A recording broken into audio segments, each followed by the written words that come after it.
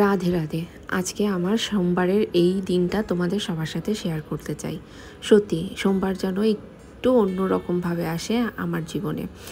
আর যদি সেটা হয় শ্রাবণের সোমবার তাহলে তো কোনো কথাই নেই। তাই সকাল সকাল ঘুম থেকে উঠে গেলাম, প্রায় 5:30টার দিকে উঠলাম, রুদ্রিককে একটু খাওয়ালাম, তারপরে আমি এদিকে ফ্রেশ হতে চলে আসলাম। তো এখন স্নান করে চলে যাব পুজোর কাজে। তো পুজো দেওয়াও কিন্তু আর একটা সংসার। সত্যি পুজো যদি হয় আরও ঘটা করে বা অন্যান্য নিত্যদিনের পুজোর থেকে একটু ব্যতিক্রম, যে আজকে একটু পরিষ্কার করে সুন্দর করে গোছ কাজ করে তারপর পুজো দেব, তাহলে সেদিনটা তো অনেক বেশি সময় লাগে। তো আজকে সোমবার উঠে পড়লাম, আজকে শ্রাবণের 3য় সোমবার। তো আমরা যেহেতু কিছুদিন আগে পুজো দিতে পারিনি, মানে আমার ঠাকুমা শাশুড়ি মারা যাওয়ার জন্য আমরা পুজো পালি কিছুই দিতে পারিনি, সেজন্য প্রায় অনেক দিন আসনটা পড়েছিল। বাইরের একজনকে দিয়ে পুজোর ঘরটট সব নামালাম, পরিষ্কার করলাম। আর আজকে এই যে পুজো দিচ্ছে, এখন কি বলবো, এতটা ভালো লাগতেছে এতদিন পরে আসনের কাছে এসে, সেটা বলার ভাষায় রাখে না। এই যে ছোট্ট একটা গাছ দিয়ে আসনের কাছে সাজাই, টুকিটাকি জিনিস সাজাই, ছোট্ট একটা আসন, সত্যি এত ভালো লাগে সেটা বলে বোঝাতে পারবো না। ছোট্ট একটা গীতা রাখি সবসময়। আর এই দিকটা পরিষ্কার করে নিব। এই যে আমার তুলসী গাছ, সেদিন মা সুন্দর এই তুলসীর চারাগুলো আমাকে দিয়ে দিল, তো টব চেঞ্জ করে সুন্দর মতো টবে লাগাই নিলাম। আর এই দিকে তো থালা বাসনগুলো আমি আগেই ধুয়ে রেখেছিলাম, সেটা তোমাদের সাথে দেখালাম না। তো তোমাদেরকে একটা জিনিস দেখাই, দেখো ফুল ছাড়া আমার আসনটা সবসময় এরকম লাগে। ফুল বেলপাতা ছাড়া কিন্তু আসনটা সবসময় এরকম গোছগাছ রাখার চেষ্টা করি। এরপরে চলে আসলাম ছাদে। যদিও আমার আসনে এত কিছু নেই, এত ঠাকুর নেই, এত রকমারি জিনিসপত্র নেই, তবুও ছোটোর ভেতরেই আমি আসনটা অনেক সুন্দর করে রাখার চেষ্টা করি। আর এই দিকে নীলকণ্ঠ ফুল ছাড়া তো আজকে কোনো কথাই হবে না, কারণ আজকে বাজারে গেলেও নীলকণ্ঠ ফুল সেভাবে পাবো না, কারণ সবাই তো পুজো দেবে, তাই না? তো ছাদ থেকে কিছু নীলকণ্ঠ নিলাম। আর আমার বারান্দায় কিছু ফুল হয়েছিল, সেগুলো কালকের এই ফুলগুলো তোলা হয়নি, এভাবেই গাছে শুকায় গেছে। তো 2-4টে যে ফুলই হয় না কেন, আমার পুজো দেওয়া মোটামুটি হয়ে যায়। তবু আজকে যেহেতু সোমবার, আর এদিকে দেখো এখনও ফুটে পারেনি এই কড়ি দুটো। আজকে যেহেতু সোমবার, সেজন্য উপর থেকে কিছু নীলকণ্ঠ নিয়ে আসলাম, কারণ বাজারে পাবো না। আর আমার বেলপাতা গাছেও দেখো প্রচুর পরিমাণে বেলপাতা। যেদিন বাজার থেকে একটু কম বেলপাতা পাই, সেদিন এখান থেকেই 2-4টে বেলপাতা তুলে নিলে পর্যাপ্ত হয়ে যায়। তো এরপর চলে আসলাম বাজারে। দেখো যে কি পরিমাণ ভিড়, আমি কতক্ষণ যে দাঁড়ায়ছিলাম সেটা আমি বলে বোঝাতে পারবো না, কারণ সবাই তো নেবে, কিছু তো করার নেই, সবাই মালা ফুল বেল পাতা সব কিছু নিচ্ছে। দেখো গ্রামে তো এগুলোর একদমই অভাব নেই বললেই চলে, আর এই মাসিরাও গ্রাম থেকেই আনে। তো আমাদের শহরে তো এগুলো পাওয়াই দুর্লভ। আর আমি এদিকে মালাটা হাতে নিয়ে যে কতক্ষণ দাঁড়ায়ছিলাম সেটা আমি বলে বোঝাতে পারবো না। তো যাই হোক, কিছু ভালো পেতে গেলে তো অপেক্ষা করতে হবে, আর প্রচুর ভিড় ছিল। তো সবার পরে এবার বোধহয় আমার পালা, তবে ফুলটা নিয়েই নিই। ধুত্রর ফুল একটা, ফল একটা, ওই যে ভিতরের দিকে আছে। হ্যাঁ দেন, ওটা দেন। একটা ফল দেন, ছোট দেখে দেন ফল। তো তোমরা তো সবাই বুঝতেই পারছো যে এখানে কি পরিমাণ ভিড়। তো আমাদের এই সাইডটাতে কিন্তু প্রতিদিন সকালে এরকম ফুল পাওয়া যায়, 10 টাকা 20 টাকা, তোমরা যে যেভাবে নেবে। তারপরে চলে আসলাম মন্দিরে।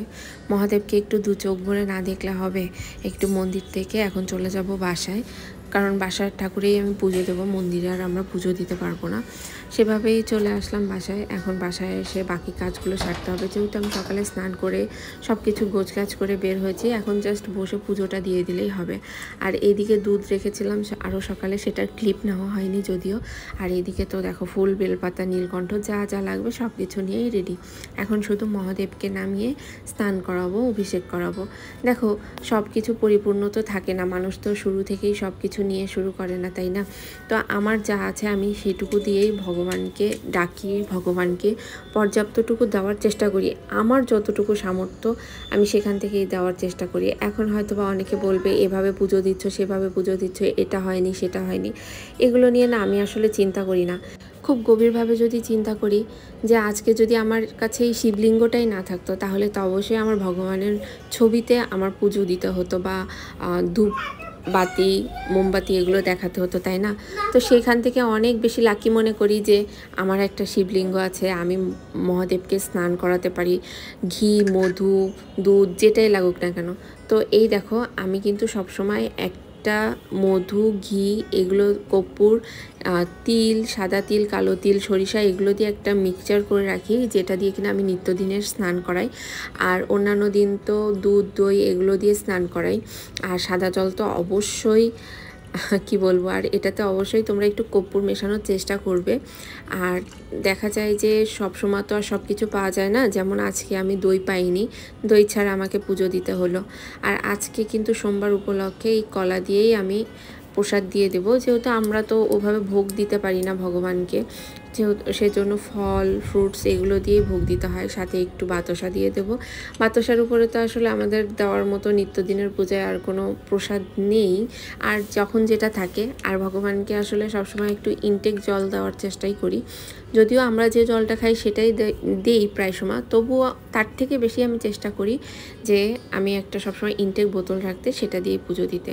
আকন্দ ফুলের মালা ভগবানের যে এত পছন্দের, এত অবহেলিত একটা ফুল, আমার ভোলে ভোলের সব থেকে বেশি পছন্দের। চিন্তা করা যায়, নীলকণ্ঠ, উফ কি বলবো, ছাদ ভরা নীলকণ্ঠ, সেগুলোর থেকে দিয়ে দিলাম। আর এই দেখো ধুত্রর ফল, এটাও নাকি বলে মহাদেবের অনেক বেশি পছন্দের, ধুত্রর ফুলও পছন্দের।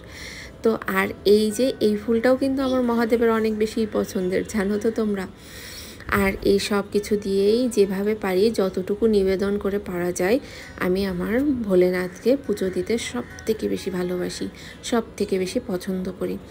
আর তার থেকে বড় কথা, এই দেখো আমার তো নন্দী ঠাকুর নেই, তারপরে আরও অনেক কিছুই নেই, অনেক অপূর্ণতার ভেতর থেকেও পূর্ণতা মন নিয়ে আমি আমার মহাদেবকে পুজো দিই। আর মহাদেবকে সাজাতে আমার সব থেকে বেশি ভালো লাগে। জানি না সামনের বছর এই প্রিয় শ্রাবণ মাসটা আবার কিভাবে পাবো, হয়তোবা জীবনে নাও পেতে পারি, থাকতেও পারি, আবার নাও পারি।